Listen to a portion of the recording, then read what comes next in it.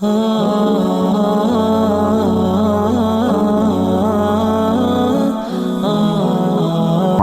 wabarakatuh. Alhamdulillah wassalatu wassalamu ala Rasulillah. Segala puji dan puja kehadirat Allah Subhanahu wa taala, juga salawat dan taslim kepada Nabi besar Muhammad sallallahu alaihi wa ala alihi wa sahbihi wasallam. Saya mengingatkan kembali teman-teman sekalian statement para salafus salih tentang masalah istighfar, dan ini sudah pernah kita sampaikan untuk mengingatkan kembali. Istighfar ini luar biasa teman-teman sekalian. Luqman Al-Hakim pernah menasehati anaknya sambil dia mengatakan, sesungguhnya wahai anakku, Allah memiliki waktu, beberapa waktu yang Allah khususkan untuk mengijabah permintaan hambanya. Maka usahakan di waktu-waktu itu engkau beristighfar. Kira-kira apa rahasia dari perkataan Luqman Al-Hakim ini teman-teman sekalian? Kenapa dia tidak mengatakan, mintalah keselamatan untukmu, mintalah harta, mintalah keturunan, ya, atau apa saja yang lainnya? Beliau menyuruh anaknya beristighfar, padahal anaknya bukan sedang melakukan dosa. Ternyata teman-teman sekalian, istighfar ini bukan hanya sekedar memaafkan kesalahan-kesalahan kita, memutihkan kesalahan-kesalahan kita. Tetapi ada hadis Nabi SAW yang masyhur. Sudah sering kita sampaikan hadis ini, dan ini hadis yang sahih, riwayatkan Bukhari. Kata Nabi SAW, man lazima istighfar, ja'alallahu lahu min kulli hammin faraja. Wa min kulli diqin makhraja wa razaqahu min haitsu la yahtasib. Ini faedah istighfar yang jarang orang renungi.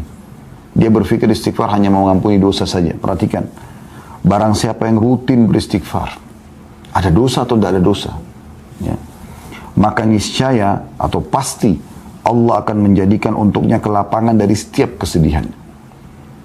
Ada apapun yang dia hadapi, maka akan selesai urusannya, dan jalan keluar dari setiap kesempitan. Serta Allah akan memberikan rezeki dari arah yang tidak disangka-sangka. Ini luar biasa ini. Allah akan berikan solusi dari setiap kesedihannya, jalan keluar daripada setiap kesempitan, dan diberikan rezeki dari tempat tidak disangka-sangka. Oleh karena itu teman-teman sekalian, judul kita sangat tepat sekali, yaitu masalah berusahalah beristighfar. Jadi tidak harus istighfar itu pada saat punya dosa, ya. Dan kita sedang membahas sub daripada judul kita ini, berusaha untuk istighfar, tentang situasi dan kondisi untuk istighfar. Dan kita sudah menjelaskan di poin pertamanya, memang ketika melakukan dosa. Tapi kan ada poin-poin lain, walaupun tidak sedang melakukan dosa, dianjurkan selalu melazimkan atau merutinkan istighfar. Yang terakhir teman-teman sekalian yang kita bahas adalah beberapa dalil yang mulia. Kalau teman-teman yang pegang bukunya di halaman 75, ada Rasulullah SAW bersabda kepada Ummul Mukminin Aisyah radhiyallahu anha. Ini pengulangan ya, mereview apa yang terakhir kita pelajari. Ya Aisyatu, in kunti almamti bi dzambin fastaghfirillah, fa inna at-taubata min adz-dzambi nadamu wal istighfar. Wahai Aisyah, jika kamu telah melakukan dosa, maka mohon ampunlah kepada Allah. Sebab sesungguhnya taubat dari dosa adalah penyesalan dan beristighfar. Hadis ini riwayat Ahmad. Pernah juga satu kali Aisyah berkata, radhiyallahu anha, tentu tidak disebutkan dalam buku kita, ini tambahan saja. Dia mengatakan, pada saat saya melihat Rasulullah SAW lagi sangat nyaman, maka saya mengatakan, ya Rasulullah, berdoalah untukku.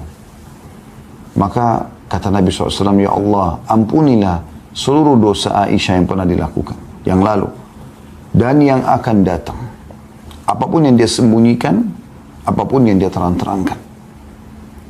Maka Aisyah pun tersenyum, bahkan dia sempat tertawa gembira, sampai-sampai dia meletakkan dahinya di tanah. Maka Nabi SAW mengatakan, apa kau gembira dengan doaku? Kata Aisyah, tentu ya Rasulullah. Artinya doa Nabi diijabah, dan belum Aisyah melakukan sudah dimaafkan. Itu permohonan suami yang saleh, seorang Nabi yang mulia, pimpinan Adam untuk seorang wanita, khusus lagi buat dia. Bagaimana kita tidak anggap ini sebuah doa yang mulia? Tapi apa perkataan Nabi SAW?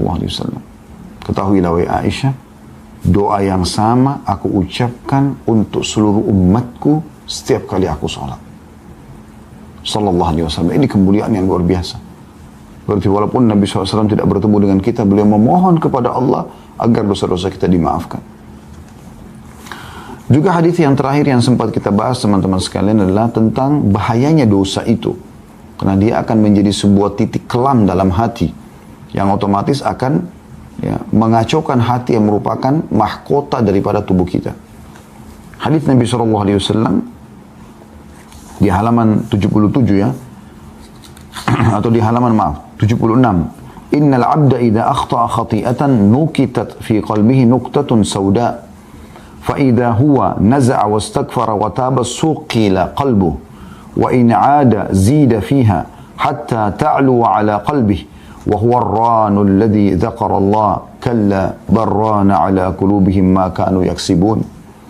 Sesungguhnya seorang hamba bila melakukan satu kesalahan atau dosa, maka dalam hatinya terbentuk satu bercak hitam.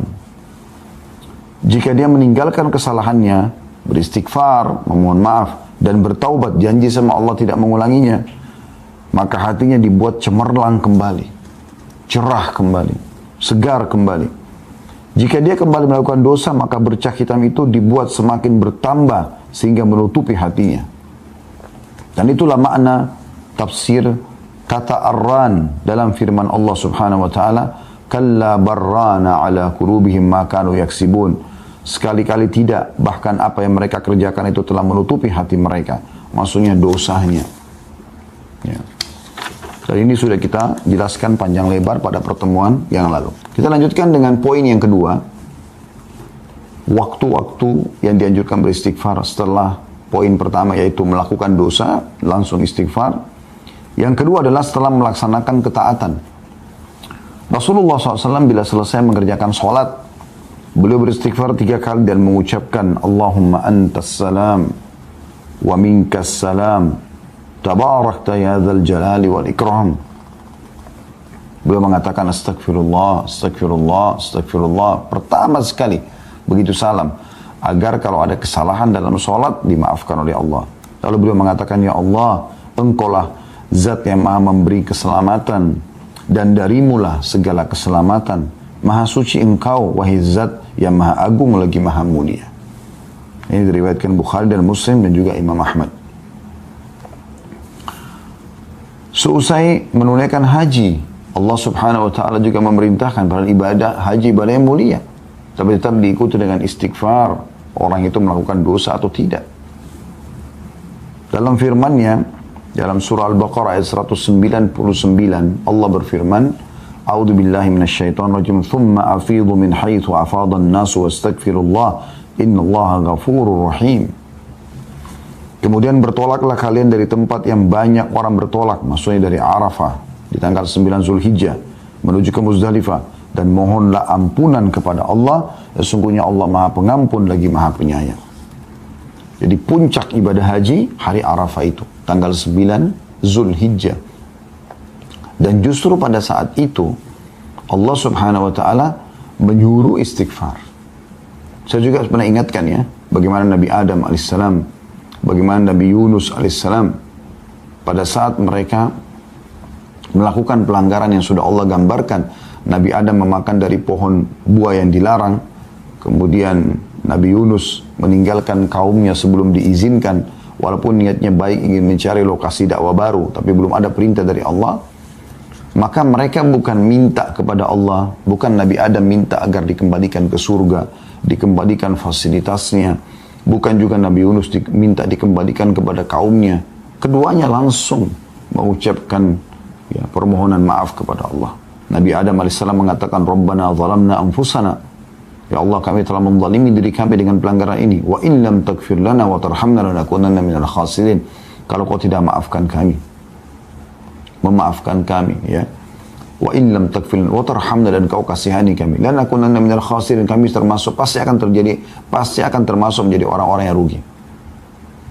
Kemudian Nabi Yunus AS mengatakan apa? La ilaha illa anta subhanaka inni kuntu minadh dhalimin. Tidak ada Tuhan yang berhak disembah, tidak ada tempat saya bergantung, ya Allah, sesungguhnya aku termasuk orang-orang yang zalim. Tapi aku mengakui kesalahanku.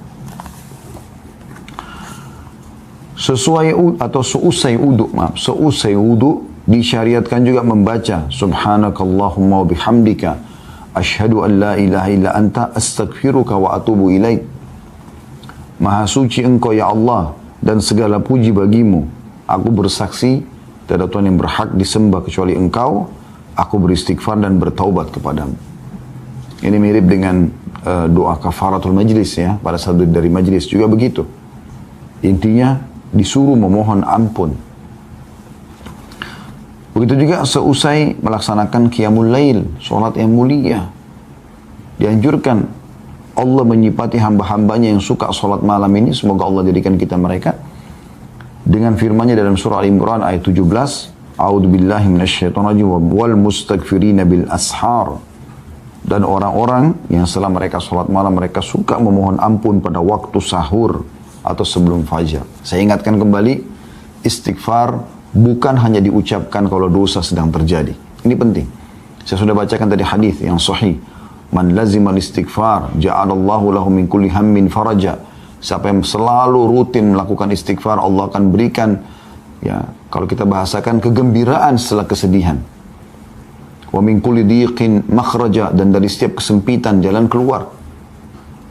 Wa razaqahu Allah min haitsu lam yahtasib, dan Allah akan berikan dia rezeki dari tempat dia tidak sangka-sangka.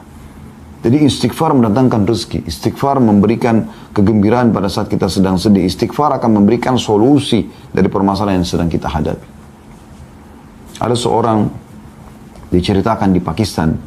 Ya, ini kisah dinukil oleh Syekh Hasan bin Ahmad bin Hasan. Ya. Kebetulan beliau tulis buku tentang keajaiban sedekah dan istighfar. Di kisah beliau terakhir di buku itu saya sempat baca. Dia cerita tentang ada seorang di Pakistan terjadi gempa dan dia menceritakan kisahnya. Pada saat dia sedang selesai sholat, kemudian dia ingin rebahan di malam hari, tiba-tiba terjadi gempa. Dan itu hitungan menit saja. Bahkan tiba-tiba dinding-dinding rumah retak, atap-atap mulai rubuh.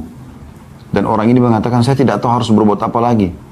Tapi akhirnya lisannya diilhamkan oleh Allah untuk mengatakan istighfar. Astagfirullah, astagfirullah. Sudah pasrah saja. Karena nggak mungkin lari. Lagi berubuh, lagi runtuh bangunan tersebut.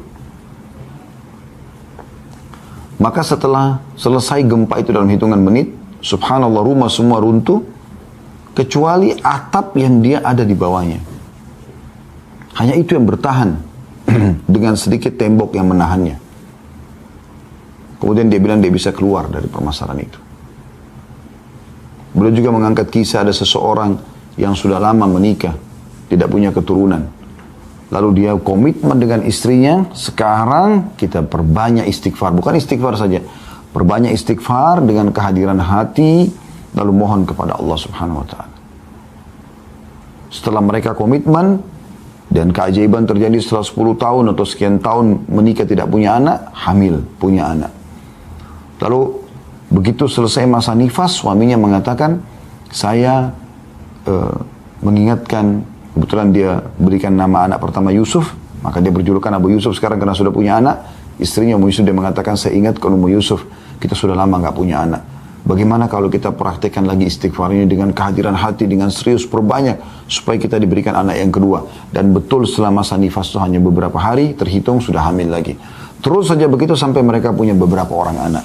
Sampai waktu sudah punya anak sekian banyak, ya, sempat Ummu Yusuf mengatakan, kita berhentikan dulu amalan ini. Bukan berhentikan istighfarnya, maksudnya istighfar khusus untuk minta keturunan. Biarkan anak-anak kita besar dulu. Setelah mereka besar sedikit, kemudian dia pun ya, memohon lagi kepada Allah dan hamil lagi istri. Selama itu bukan bentrok dengan sunnatullah, peraturan yang Allah buat teman-teman sekalian, seperti misalnya Anda istighfar minta supaya malam hilang, itu nggak mungkin terjadi karena itu sunnatullah, peraturan Allah yang tidak mungkin berubah. Atau Anda memohon istighfar kepada Allah agar jenis kelamin laki-laki kalau Anda perempuan hilang, nggak mungkin, sudah sunnatullah, nggak mungkin. Atau hilang tidak ada kematian, nggak mungkin. Gitu.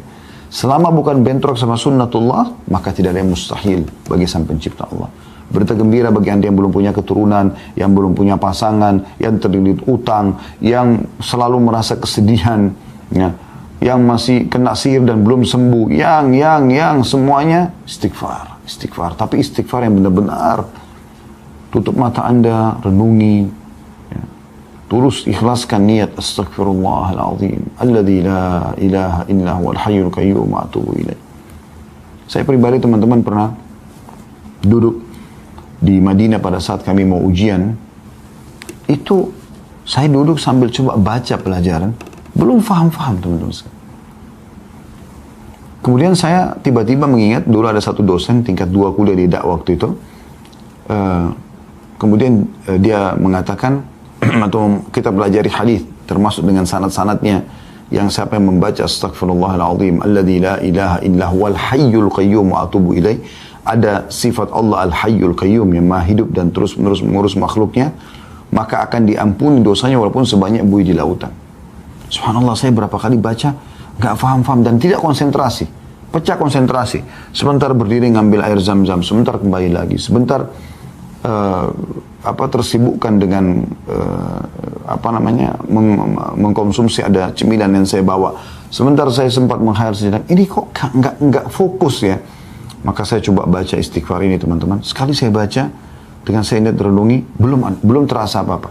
Tapi begitu saya ulangin 5, 6, 7 kali, tapi terus dengan tenang, dengan konsentrasi, beda sekali subhanallah. Saya merasa seperti ada semangat baru yang membuat akhirnya saya lebih semangat dan muncul tiba-tiba. Setelah itu saya baca, alhamdulillah saya faham pelajaran tersebut dan nilainya masya Allah tabarakallah, besoknya luar biasa, memuaskan itu.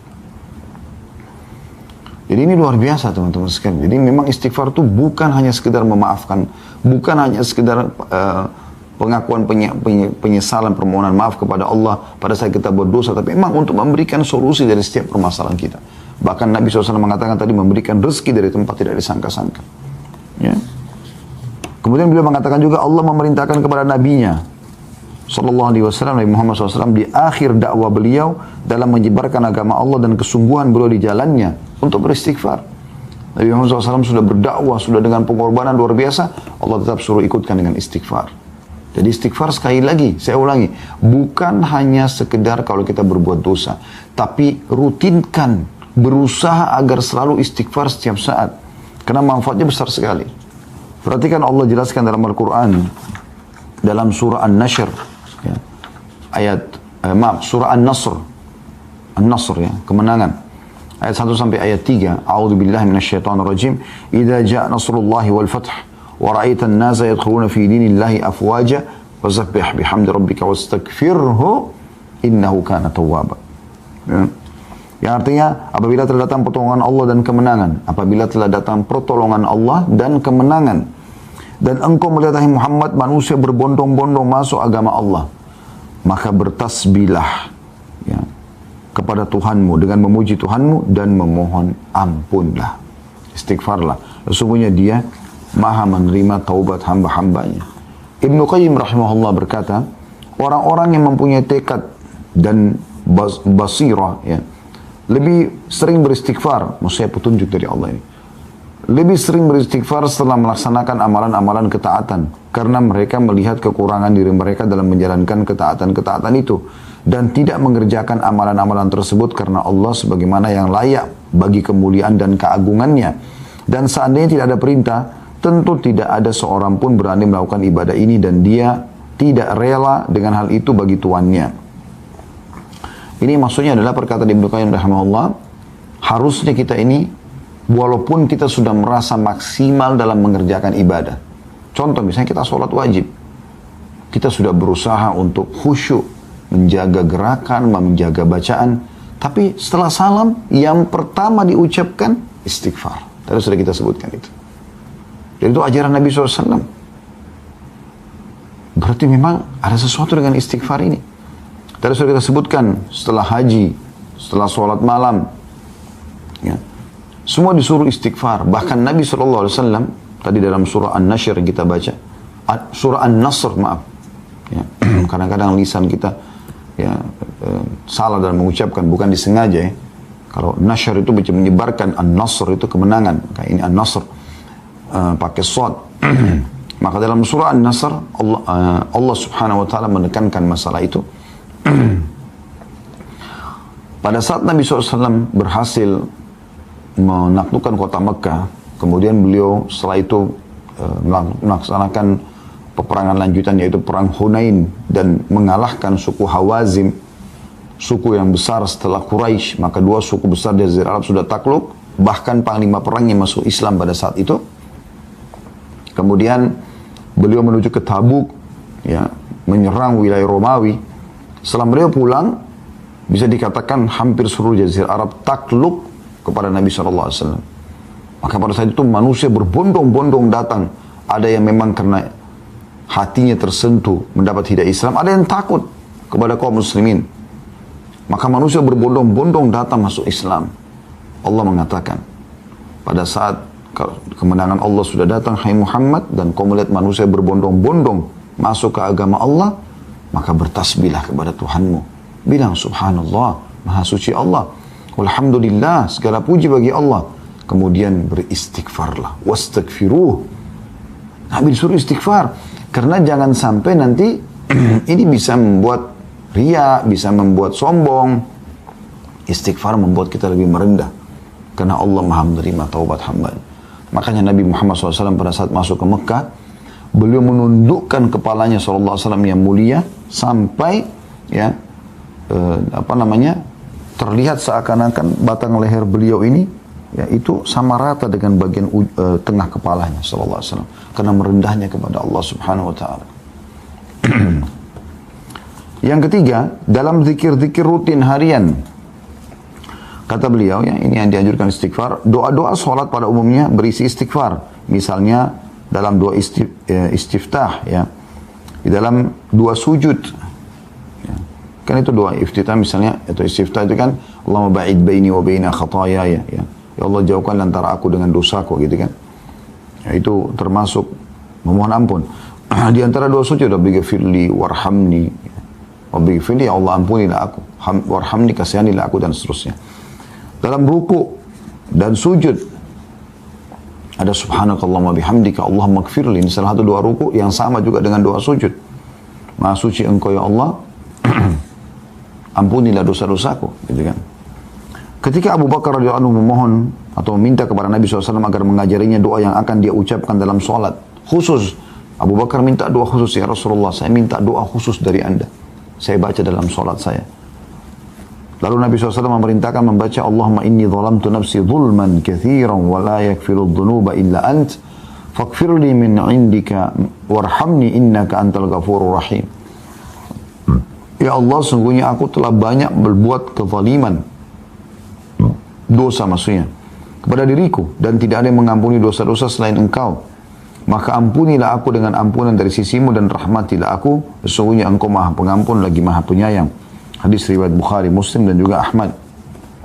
Artinya hadis ini hadis sahih. Padahal Abu Bakar waktu itu bukan sedang melakukan dosa. Beliau datang kepada Nabi SAW minta diajarkan doa khusus, dan doanya mengatakan Allahumma inni zalamtu nafsi zulman katsira. Ya Allah, aku telah menzalimi diriku dengan kezaliman yang banyak. Padahal Abu Bakar bukan radhiyallahu anhu melakukan dosa pada saat itu, ya. Demikianlah, kata beliau, Anda mengetahui bahwa tidak ada tempat pun yang di dalamnya disyariatkan berdoa dalam sholat, melainkan di dalamnya disyariatkan beristighfar. Dalam zikir-zikir pagi dan petang disyariatkan supaya berdoa dengan sayyidul istighfar, tuannya istighfar. Yang Anda sudah tahu tentu, Allahumma anta rabbi, sudah pernah kita bahas itu, ya. Ya Allah, engkau adalah penciptaku. Allahumma anta rabbi la ilaha illa anta khalaqtani, tidak ada Tuhan yang berhak disembah kecuali engkau, engkau telah menciptakan aku. Wa ana abduka, aku adalah hambamu. Wa ana ala ahdika, dan aku selalu sesuai dengan perjanjian denganmu. Wa wa'dika, dan janji-janjimu. Mastata'tu, semampuku. A'udhu bika min syarri ma sana'tu, aku berlindung kepadamu dari semua keburukan yang aku lakukan. Abu'u laka bi ni'matika alayya, aku mengakui semua nikmatmu padaku. Wa abu'u bi dzambi, dan aku akui semua dosa-dosaku. Faghfirli, maafkanlah aku. Fa innahu la yaghfiru dzunuba illa anta, karena tidak ada yang bisa mengampuni dosa kecuali engkau. Apa kata Nabi SAW? Anda kalau pegang bukunya di situ, hadis riwayat Bukhari dan juga Ahmad, man qalaha minan nahari mukinan biha famata min yaumi qabla an yumsiha fahuwa min ahli jannah. Siapa yang membaca tadi itu, saya istighfar, tuannya istighfar yang baru saya sebutkan tadi, pada waktu siang atau pagi hari dengan meyakininya, betul-betul tulus baca, mohon ampun dari Allah, lalu dia mati pada hari tersebut sebelum sore, maka dia termasuk penghuni surga. Lalu lanjutan hadisnya, wa man qala minal laili wa huwa muqinun biha famata qabla an yusbiha fa huwa min ahli jannah. Dan siapa yang mengucapkan ini di sore hari, di malam hari atau di petang atau di malam hari ya, dan dengan penuh keyakinan maka dia mati sebelum pagi hari, dia termasuk ahli surga.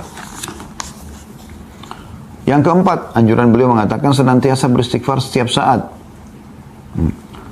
Inilah wirid rutin Nabi SAW, padahal beliau telah diampuni dosanya yang telah lalu dan akan datang. Dari Al-Aghar Al-Muzani radhiyallahu anhu, dia mengatakan bahwasanya Rasulullah SAW bersabda, innahu la yughanu ala qalbi wa inni la astaghfirullah fil yawmi mi'ata marrah. Sesungguhnya terkadang hatiku tertutupi oleh sesuatu, dan sungguhnya aku beristighfar kepada Allah dalam sehari 100 kali.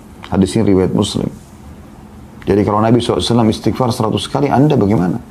Kita bagaimana, saya dan Anda? Harusnya kita ikuti Nabi SAW. Padahal beliau sudah diampuni dosanya yang lalu dan yang akan datang.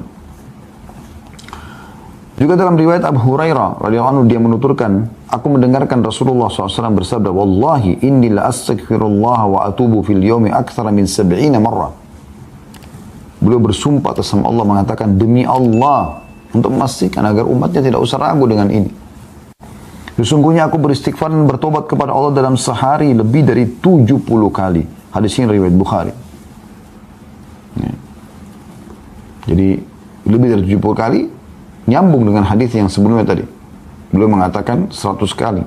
Lebih dari 70 kan bisa 100. Dan disentuhkan sudah di hadis yang pertama tadi kalau 100 kali beliau membacanya.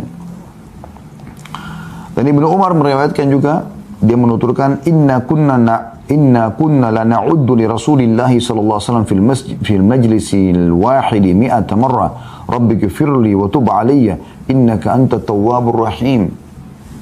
Sesungguhnya kami biasa menghitung bahwa dalam satu majlis Rasulullah SAW mengucapkan doa ini 100 kali.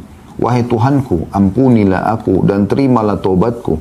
Sesungguhnya engkau maha penerima taubat lagi maha penyayang. Hadis ini riwayat Abu Dawud, Tirmidzi, dan dikatakan hadisnya hasan sahih. Rabbi ghafirli wa tub alayya innaka antat tawwabur rahim. Nabi SAW membacanya dalam satu majlis 100 kali. Dari riwayat ini kita bisa lihat bahwasanya bukan berarti angka istighfar dipatok 100 kali.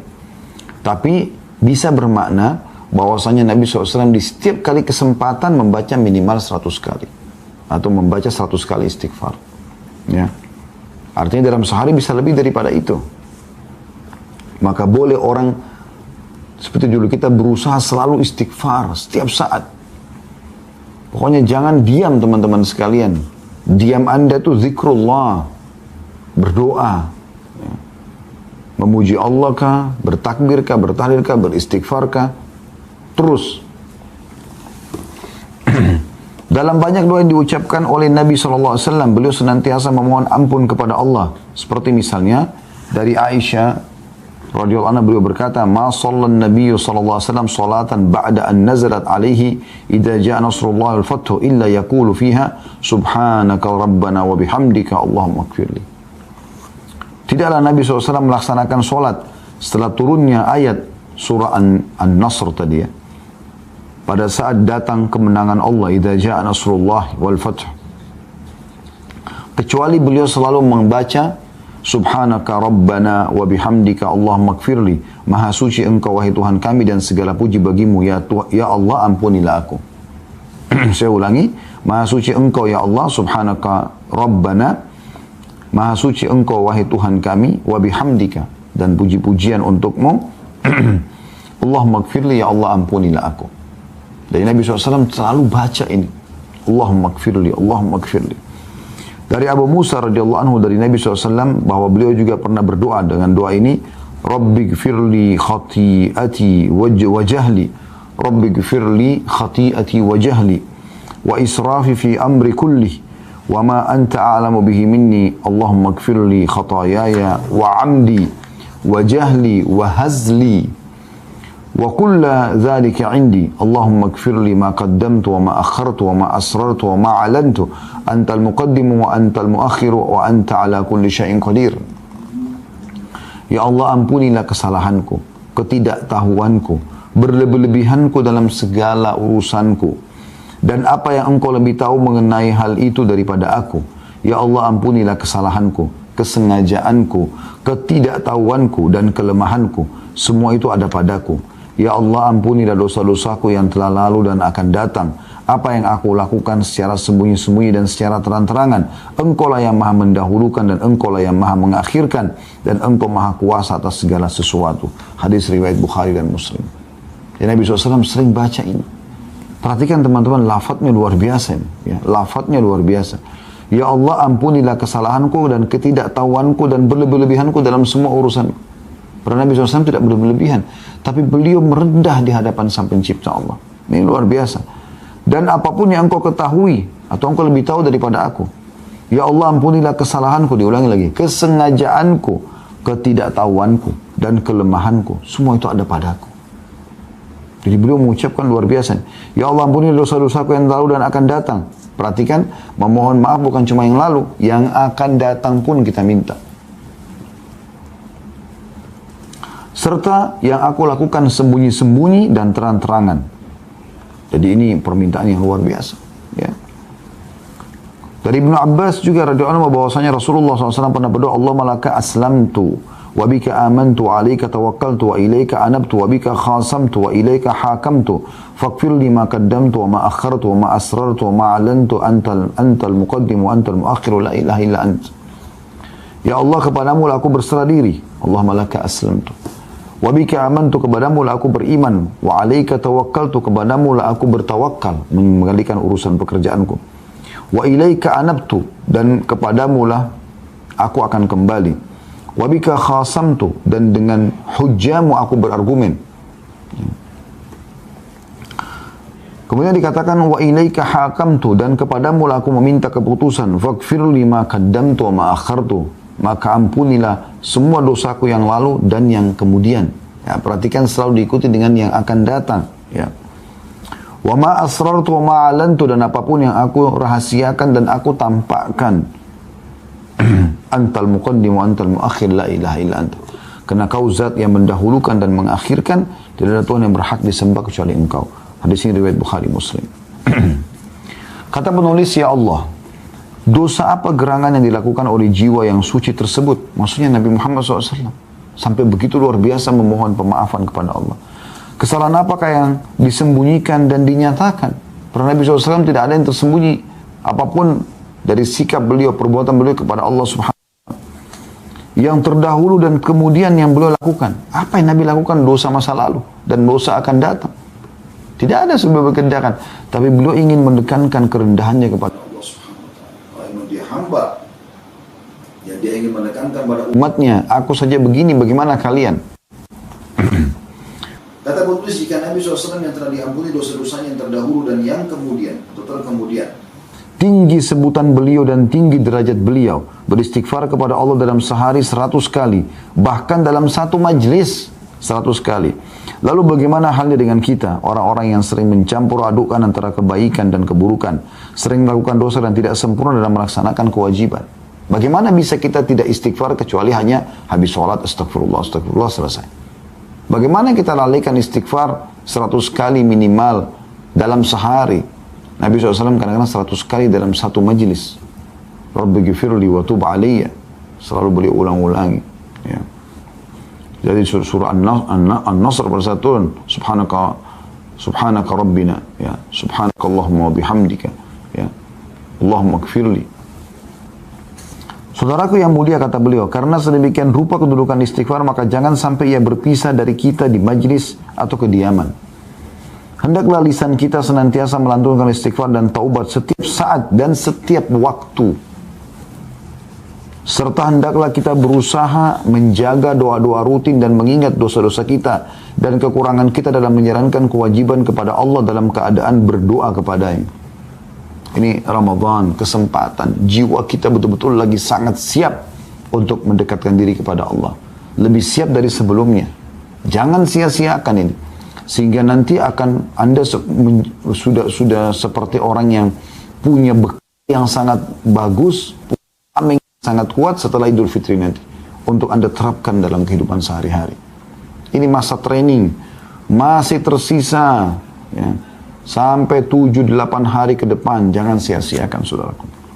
Istighfar yang berbekas dalam jiwa dan terlaksana tujuannya ialah istighfar yang di dalamnya hati dan lisan sejalan.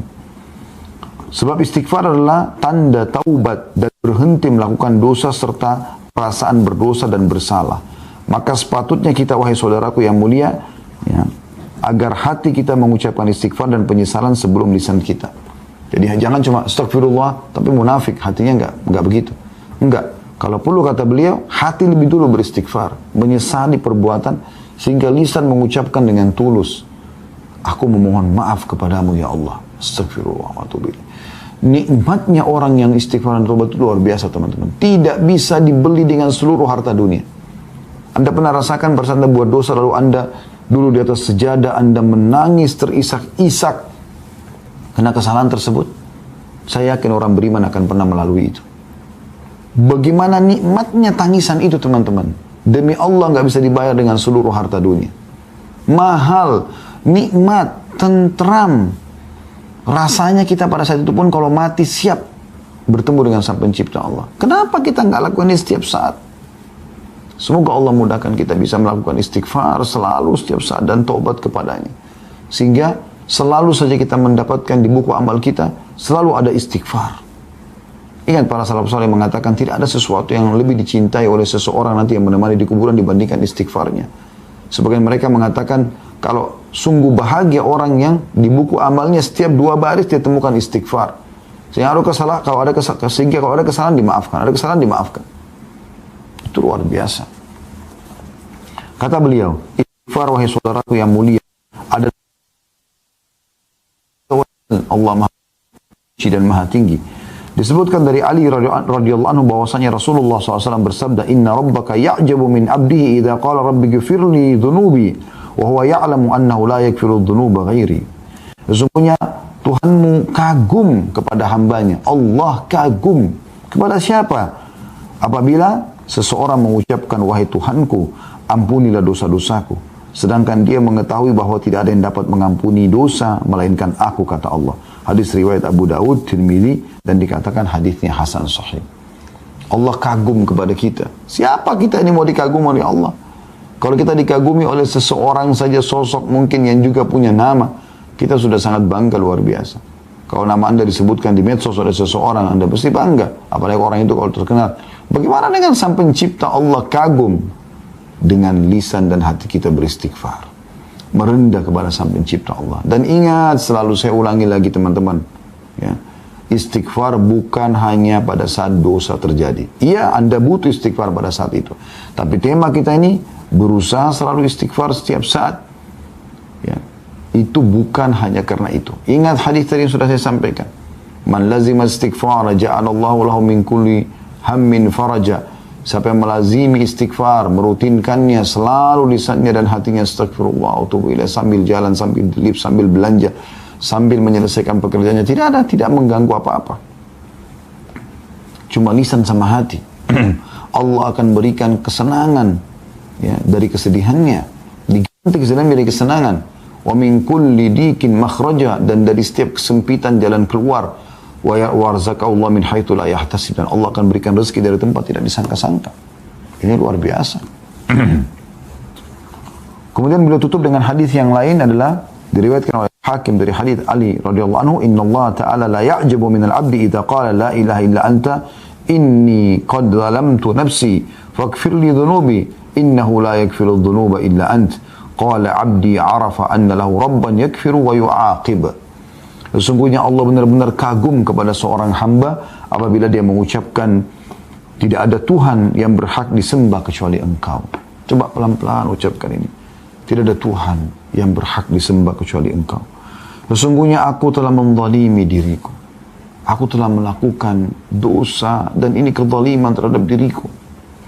Maka ampunilah dosa-dosaku. Bersihkan semua itu ya Allah. Sesungguhnya tidak ada yang dapat mengampuni dosa-dosa kecuali Engkau. Maka Allah berfirman, hamba-Ku mengakui bahwa dia mempunyai Tuhan yang akan dapat mengampuni dan menghukumnya.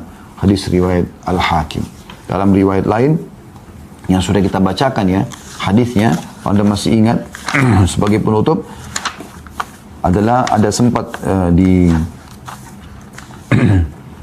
halaman 77 ya, dari Abu Hurairah radhiyallahu anhu. Saya ingin teman-teman kita tutup dengan hadis ini. Diriwayatkan dari dalam Sahihain, riwayat Bukhari Muslim, bahwasanya Nabi SAW bersabda, Inna abdan asaba dhanban faqal Rabbi adnabtu faghfirli faqala rabbuhu alima abdi anna lahu rabban yakfiru dhanba wa ya'khudhu bihi ghafartu li abdi. Sesungguhnya seorang hamba melakukan dosa, maka dia berkata, wahai Tuhanku, aku telah melakukan satu dosa, ampunilah aku. Maka Tuhannya berfirman, Allah langsung merespon pada saat itu, hambaku tahu bahwa dia mempunyai Tuhan yang mengampuni dosa dan menghukum karenanya. Aku telah mengampuni hambaku ini. Karena dia tulus, dia ikhlas mau kembali kepada Allah. Thumma makatha ma sya'allahu thumma asaba dzamban. Kemudian orang itu pun tinggal selama yang Allah kehendaki, maksudnya melalui umurnya. Kemudian dia beberapa waktu setelah itu melakukan dosa lagi. Faqala, ya, thumma makatha, kemudian dia tinggal, Masya Allah, sesuai yang Allah tentukan waktu untuk dia. Thumma asaba dzamban, kemudian dia berbuat dosa lagi. Faqala alima abdi anna lahu rabban yakfiru dzamba wa ya'khudhu bihi ghafartu li abdi. Kemudian dia ulangi lagi kalimatnya tadi, dia memohon ampun kepada Tuhan, dan Allah mengatakan, hambaku mengetahui bahwasanya dia punya Tuhan yang mengampuni dosa dan memaafkan, maka aku telah ampuni hambaku ini. Kemudian dia terjerumus lagi dalam dosa.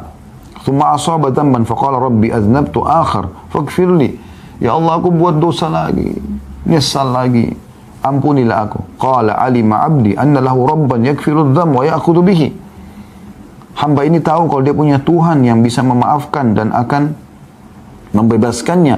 Qad ghafartu li abdi faly'amal ma syaa. Maka aku telah ampuni hambaku, maka dia boleh berbuat sekarang. Maksudnya silakan dia sekarang lakukan ketaatan, ya, karena memang aku sudah maafkan kesalahannya itu.